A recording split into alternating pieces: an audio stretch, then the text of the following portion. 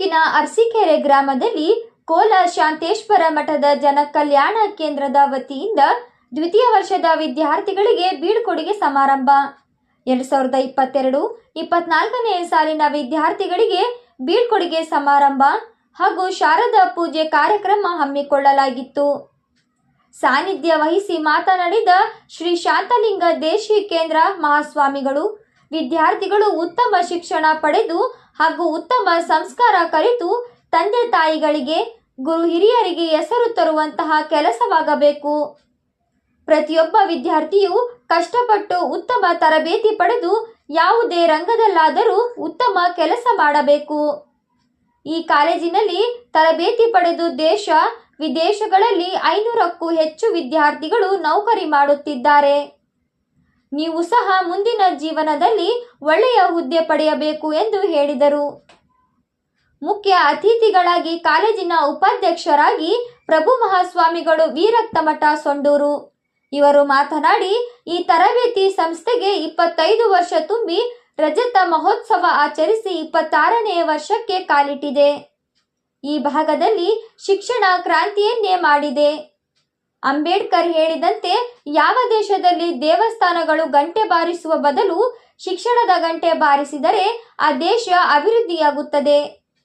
ಅರಸೀಕೆರೆಯ ಶ್ರೀ ಶಾಂತಲಿಂಗ ದೇಶಿ ಕೇಂದ್ರ ಮಹಾಸ್ವಾಮಿಗಳು ಧರ್ಮದ ಜೊತೆಗೆ ಶಿಕ್ಷಣ ಸಂಸ್ಥೆಗಳನ್ನು ನಿರ್ಮಿಸಿ ಗ್ರಾಮೀಣ ಭಾಗದ ವಿದ್ಯಾರ್ಥಿಗಳಿಗೆ ಶಿಕ್ಷಣದ ಜೊತೆಗೆ ಅನ್ನದಾಸೋಹ ಸಹ ಪ್ರಾರಂಭಿಸಿದ್ದಾರೆ. ಡಿಪ್ಲೊಮಾ, ಐಟಿಐ ತರಬೇತಿ ಪಡೆದ ವಿದ್ಯಾರ್ಥಿಗಳು ನಿರುದ್ಯೋಗ ಸಮಸ್ಯೆಯನ್ನು ಹೋಗಲಾಡಿಸಬಹುದು. ಸಾವಿತ್ರಿಬಾಯಿ ಫುಲೆಯವರು ಹೆಣ್ಣು ಮಕ್ಕಳ ಶಿಕ್ಷಣಕ್ಕೆ ಹೆಚ್ಚು ಒತ್ತು ಕೊಟ್ಟಿದ್ದಾರೆ.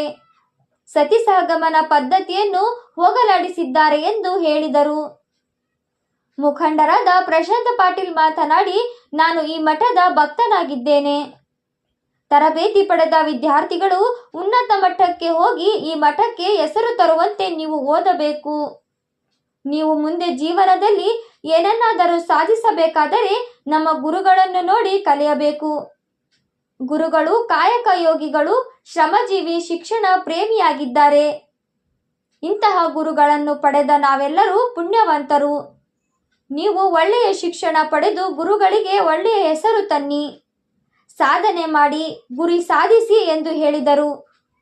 ಈ ಸಂದರ್ಭದಲ್ಲಿ ಮುಖಂಡರಾದ ಪ್ರಶಾಂತ್ ಪಾಟೀಲ್, ಪ್ರಾಂಶುಪಾಲರಾದ ನಾರಾಯಣಗೌಡ, ಉಪನ್ಯಾಸಕ ಡಾಕ್ಟರ್ ಆದಿಮನಿ ರಮೇಶ್, ಮಂಜುನಾಥ್, ನಾಗೇಶ್, ಪ್ರಶಾಂತ್, ಬೆಟ್ಟಪ್ಪ, ಅಜ್ಜಯ್ಯ, ಉಪನ್ಯಾಸಕಿಯರಾದ ಬಸಮ್ಮ, ಪೂಜಾ, ಶಿಕ್ಷಕಿ ರೇಖಾ, ವೃಷಭೇಂದ್ರಯ್ಯ ಹಾಗೂ ವಿದ್ಯಾರ್ಥಿಗಳು ಹಾಜರಿದ್ದರು. ವರದಿ ಮಹೇಶ್, ಅರಸೀಕೆರೆ, KS ನ್ಯೂಸ್ 24/7. ದೇಶ ವಿದೇಶದಲ್ಲಿ ನೌಕರಿ ಮಾಡುವಂತರು ಅವರು ಎಷ್ಟು ಸಂಬಳ ಅವರಿಗೆ? 1 ತಿಂಗಳಿಗೆ 2.5 ಲಕ್ಷ. 1 ತಿಂಗಳಿಗೆ 2.5 ಲಕ್ಷ ರೂಪಾಯಿ ಸಂಬಳ ಅಂತ ಗುರುನಾಥ್ ಬೇರೆ ದೇಶದಲ್ಲಿ ಹೋಗಿ ನೌಕರಿ ಮಾಡ್ತಾರೆ, ಬೇರೆ ಬೇರೆ ರಾಜ್ಯಗಳಲ್ಲಿ ನೌಕರಿ ಮಾಡ್ತಾರೆ. ಇದೆಲ್ಲ ಕೇಳಿದಾಗ ನಮಗೆ ಬಹಳಷ್ಟು ಸಂತೋಷ. ನಮಗೆ ಕೊಡ್ತಾರೆ ಇಷ್ಟೆಲ್ಲ ಸಂಬಳ ಅಂತ. ಕೆನಡಾದಿಂದ ಒಬ್ಬ ಹುಡುಗ ಅವ್ನ ಮನೆ ಬಂದು ಹೇಳಿದ, ಕೆನಡಾ ಚೆನ್ನಾಗಿ ದುಡ್ಕೊಂಡು ಬಂದು ಇಲ್ಲೇ ವಿಷಯಗಳನ್ನು ತೆಗೆದುಕೊಂಡ್ರೆ ನೀವು ಹೆಂಗಾರು ಮಾತಾಡ್ಬೋದು. ವಿಚಾರಗಳನ್ನ ಸಾಹಿತ್ಯವನ್ನು ತಿಳ್ಕೊಂಡು ಹೆಂಗಾರು ಮಾತಾಡ್ಬೋದು, ವೇದಿಕೆಯನ್ನು ಹೆಂಗಾರು ಉಪಯೋಗಿಸ್ಕೊಳ್ಬೋದು. ಆಮೇಲೆ ಅವನಿಲ್ಲ ಅಂದ್ರೆ, ಇವರು ವಿಚಾರವೇ ಗೊತ್ತಿಲ್ಲ ಅಂದ್ರೆ, ವಿಷಯನೇ ಗೊತ್ತಿಲ್ಲ ಅಂದ್ರೆ, ಇತಿಹಾಸನೇ ಗೊತ್ತಿಲ್ಲ ಅಂದ್ರೆ ಏನು ಮಾತಾಡ.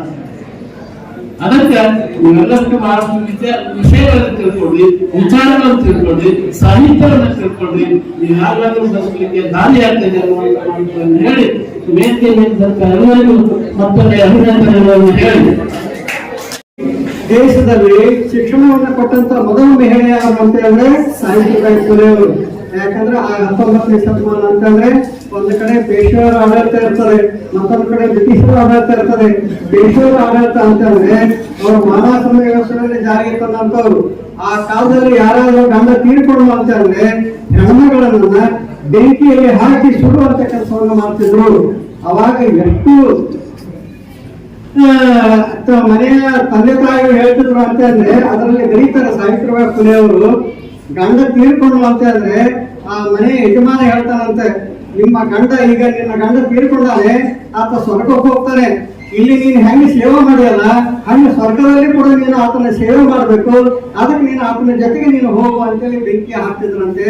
ಅದನ್ನು ನೋಡಿ ಸಾವಿತ್ರಿಬಾಯಿ ಫುಲೆ ಆ ಹೆಣ್ಮಕ್ಳನ್ನ ಕರ್ಕೊಂಡು ಬಂದು ಆಶ್ರಮವನ್ನು ಕಟ್ಟಿ ಅವರಿಗೆ ಶಿಕ್ಷಣವನ್ನು ಕೊಡ್ತಾರೆ.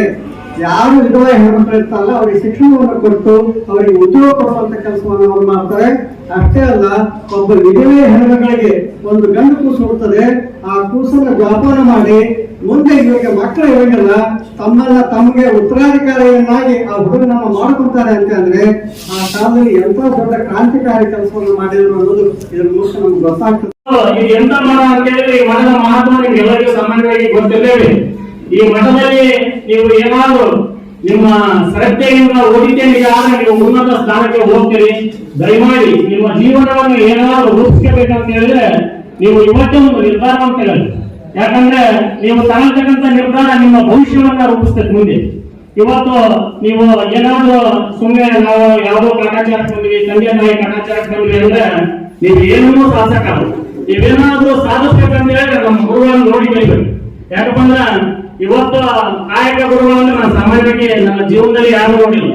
ನನ್ನ ಗುರುಗಳು ಅಂತ ಹೇಳ್ಕೊಳ್ಳಿ ನಮ್ಗೆ ಇವತ್ತು ಹೆಮ್ಮೆ ಆಗ್ತದೆ. ಅವರು ಯಾವತ್ತೂ ರೆಸ್ಟ್ ಮಾಡಿರೋದನ್ನ ನಾನು ನೋಡಿಲ್ಲ. ಎಂತ ಆನಂದದಲ್ಲೂ ಅಲ್ಲಿ ಮಧ್ಯಾಹ್ನ ಗಂಟೆ ಹೋದಾಗ ಹೋಗಿ ಏನಾದ್ರು ಮಾಡ್ಕೊಳ್ತೈತಿ, ಅಡಿಗೆ ಮಾಡ್ಕೊಳ್ತೈತಿ, ಅದನ್ನ ನೋಡಿದ್ರೆ ನಮಗೆ ಬೇರೆ ನಾವು ಸಹಿತ ಬಹಳ ಮೈಗಾಟ ಅವ್ರ ಲೆಕ್ಕ ಕೊಡ್ತೀನಿ. ಅದು ಅಂತ ಸ್ವಾಮಿಗಳ ಜೊತೆಯಲ್ಲಿ ನೀವು ಇವತ್ತಂತ ಸಂಸ್ಥೆಯಲ್ಲಿ ನಾವು ಸ್ವಾಮಿಗಳು ನಮಗೆ ಈ ಸಂಸ್ಥೆಗೆ ಸಿಕ್ಕಿದ್ರೆ ನಮ್ಮ ಪುಣ್ಯ. ಅಂತ ಸ್ವಾಮಿಗಳಲ್ಲಿ ನೀವು ತರಬೇತಿ ಪಡೆದಿರೋದು ನೀವು ಇನ್ನೂ ಪುಣ್ಯವಂತ. ನಾನು ಸಹಿತ ಅವರ ಶಿಷ್ಯನಾಗಿದ್ದೆ. ಅವರೇ ಓಡಿಸಿದಂತ ಡಮೋದ ಮಠದಲ್ಲಿ ನಾನು ಓದಿದ್ದೆ. ಅವತ್ತಿನ ದಿನ ಇವತ್ತಿನ ದಿನಕ್ಕೂ ತುಂಬಾ ವ್ಯತ್ಯಾಸ ಇದೆ. ಅವತ್ತು ನಮಗೆ ಊಟದ ಸಹಿತ ಬರ್ತಾ ಇರುತ್ತೆ. ಇವತ್ತು ಅಂತ ಪರಿಸ್ಥಿತಿ ನಿಮ್ಮ ನಿಜವಾಗ್ಲೂ ನಿಮಗೆ ಆಗಿಲ್ಲ. ದಯಮಾಡಿ ನೀವು ಈ ಊರಿಗೆ ಒಳ್ಳೆಯ ಕೀರ್ತಿ ಅಂತಾರೆ. ಇಲ್ಲಿ PUC ಇರ್ಬೋದು, ಡಿಗ್ರಿ ಇರ್ಬೋದು, ITI ಇರ್ಬೋದು, ಎಲ್ಲರಿಗೂ ಹೇಳ್ತಕ್ಕಂಥದ್ದು ಏನೇ ಮಾಡಿದ್ರು ಶ್ರದ್ಧೆಯಿಂದ ಮಾಡಿ. ಇಲ್ಲ ಅಂದ್ರೆ ಸುಮ್ಮನೆ ತಂದೆ ತಾಯಿಗೆ ಭಾರ ಆಗಿ ಅವರ ಕಾಟಾಚಾರಕ್ಕೆ ಓದೋದಾದ್ರೆ ನಿಜವಾಗ್ಲೂ ಓದ್ಬೇಡ್ರಿ. ಏನಾದ್ರೂ ಒಂದು ಸಾಧಿಸ್ತೀನಿ, ಏನಾದ್ರೂ ಒಂದು ಮಾಡ್ತೀನಿ ಅನ್ನೋ ಒಂದು ಗುರಿ ಇಟ್ಕೊಂಡು ಮಾಡಿ. ನಾವು ನಿಮ್ಗೆ ಇವತ್ತು ಇಲ್ಲಿ ಸ್ಟೇಜ್ ಮೇಲೆ ಒಂದು ಭಾಷಣ ಹೇಳ್ಬೋದು, ಹಂಗೆ ಹಿಂಗೆ ಅಂತೇಳಿ. ಆದ್ರೆ ನಾವು ನಿಮ್ಮಂಗೆ ಮಾಡಿರೋದು ಈ ವಯಸ್ಸಂತದ್ದು. ಆದ್ರೆ ಜವಾಬ್ದಾರಿಯನ್ನ ನೀವು ತಗೋಬೇಕಾಗ್ತದೆ. ಇವತ್ತು ತುಂಬಾ ಕಷ್ಟ ಐತಿ ಜೀವನ. ಎಂತ ಕಷ್ಟ ಅಂದ್ರೆ ನಿಮ್ಮ ತಂದೆ ತಾಯಿಗಳು ಎಷ್ಟು ಸಾಲ ಮಾಡಿದ್ರು ಏನೋ ಗೊತ್ತಿಲ್ಲ. ಯಾಕಂದ್ರೆ ನಿಮ್ಗೆ ಎಲ್ಲರನ್ನೂ ಕೊಡಿಸಿದ್ದಾರೆ. ಇವತ್ತು ಎಲ್ಲರೂ ನೋಡಿದ್ರು ಸಾಮಾನ್ಯವಾಗಿ ಇಲ್ಲಿರ್ತಕ್ಕಂಥ ವಿದ್ಯಾರ್ಥಿಗಳು ಯಾರು ಶ್ರೀಮಂತರಲ್ಲ, ಎಲ್ಲ ಬಡ ವಿದ್ಯಾರ್ಥಿಗಳು ಮಧ್ಯಮ ವರ್ಗದಲ್ಲಿ ಎಲ್ಲರೂ ನಮ್ಮ ಲೆವೆಲ್ಗೆ ಇರ್ತಕ್ಕಂಥ ಅಗಪ್ಪ ಶ್ರೀಮಂತರಾದ್ರೆ ನೀವು ಯಾವ ಈ ಮಠದಲ್ಲಿ ಕಾಲೇಜಿಗೆ ಬಂದು ಓದ್ತಿರ್ಲಿಲ್ಲ. ನೀವು ಬೇರೆ ಬೇರೆ ಕಡೆ ಓದ್ತಿದ್ರಿ. ಹಾಗಾಗಿ ನಿಮ್ಮ ತಂದೆ ತಾಯಿಗಳಿಗೆ ನಿಮ್ಮ ಭವಿಷ್ಯವನ್ನು ರೂಪಿಸ್ಕೊಂಡ್ರೆ ನಿಮ್ಮ ತಂದೆ ತಾಯಿಗಳ ಭವಿಷ್ಯವೂ ಸಹಿತ ಉಜ್ವಲವಾಗ್ತೈತಿ, ನಿಮ್ಮ ಭವಿಷ್ಯನೂ ಉಜ್ವಲವಾಗ್ತೈತಿ. ಮುಂದಿನ ನಿಮ್ಮ ಒಂದು ನಿರ್ಣಯವನ್ನ ನೀವೇ ತಗೋಬೇಕು. ಇಂಥ ಒಂದು ಸಂದರ್ಭದಲ್ಲಿ ನನ್ನನ್ನು ಕರೆಸಿ ಮಾತಾಡಲಿಕ್ಕೆ ಅವಕಾಶ ಮಾಡಿಕೊಟ್ಟಂತ ಇಲ್ಲಿಯ ಉಪನ್ಯಾಸಕರಿಗೆ ಮತ್ತು ಶಿಕ್ಷಣ. ಗ್ರಹಚಾರ ದೋಷ, ಆರ್ಥಿಕ ಅಡಚಣೆ, ವ್ಯಾಪಾರದಲ್ಲಿ ನಷ್ಟ, ನಿರುದ್ಯೋಗ, ಸಾಂಸಾರಿಕ ವಿರಸ, ಸ್ತ್ರೀ ಪ್ರೇಮ, ವಶೀಕರಣ, ಬೆಂಬಿಡದ ರೋಗ ರುಜಿನಗಳು, ವಿದೇಶ ಪ್ರಯಾಣ, ಸಕಲ ಸಂಪತ್ತಿದ್ದರೂ ಮನಃಶಾಂತಿಗೆ ಕೊರತೆ, ಹೀಗೆ ಸಮಸ್ಯೆಗಳು ಯಾವುದೇ ಇರಲಿ ಪರಿಹಾರ